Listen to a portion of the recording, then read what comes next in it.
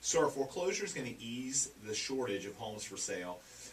It was a study done in South Florida. It looks like increase of 55%, and in upwards of 70 to 80% of foreclosures coming on the market in some of the areas throughout Florida. Because of the slow judicial system with how long it takes for foreclosures, Florida is still kind of working its way through a rut of foreclosures, where some states, like California, for example, have kind of already gotten through this thing because there's no judicial foreclosure. It's a quick process. So, interesting thing about Florida is we're going to be dealing with the foreclosures for a while. There's going to be a lot of them out there, and there's a shortage of homes for sale in Tampa Bay. I think I saw 3.7 months of inventory.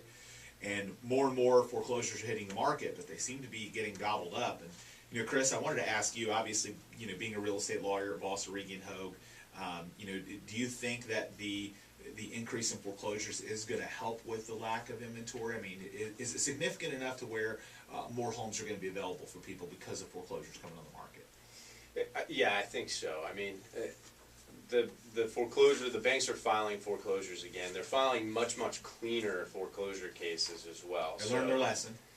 They don't file them until they're ready to be filed. So when they are filed, and we represent debtors and creditors, and I can tell you that on the bank side, when we're foreclosing on a home, I can get hearings much quicker. So even though we're not as fast as a non-judicial state like California, it's speeding up, which homeowners need to keep in mind now, that they're not going to get the old countrywide loans that were 5 years and in foreclosure, and that really doesn't exist anymore. And so you can't just ignore that foreclosure when you do receive it if you're not making payments on the home.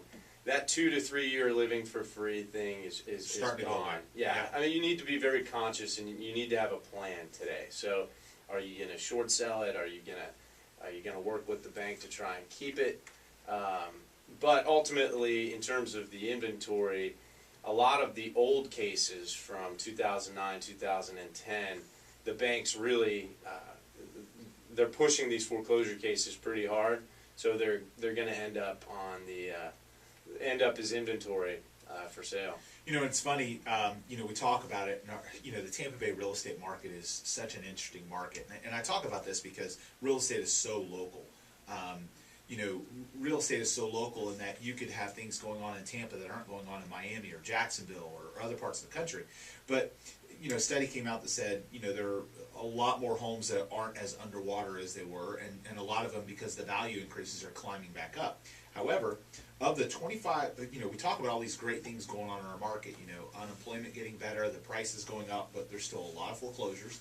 So we still got there's still a lot of risk out there. It is not all sunshine and rainbows in the real estate world. I mean, there's a lot of good happening, but there's still a lot of risk out there. But of the largest 25 metropolitan areas, the Tampa market had the highest percentage of mortgaged properties in negative equity at 44.1%. So there are still a lot of people out there, even if they're not in foreclosure, that are in these negative positions. Now, I think over a couple-year period, we're going to gain some of that back through natural appreciation. We've seen the median price in Tampa rise almost 20%.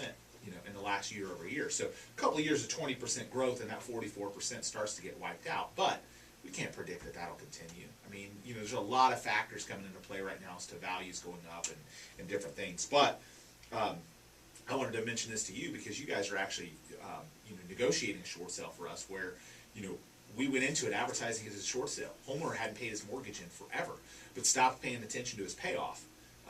Really wasn't paying attention to how much they were tacking on and all that. Come to find out, it's not a short sale. His value had come up enough to where he actually is even with all the late fees and everything, it's not a short sale. It's pretty remarkable. That's occurring, and then there's some situations now where we can resolve a situation with a second mortgage, perhaps settle it like a credit card, and actually create equity above the first.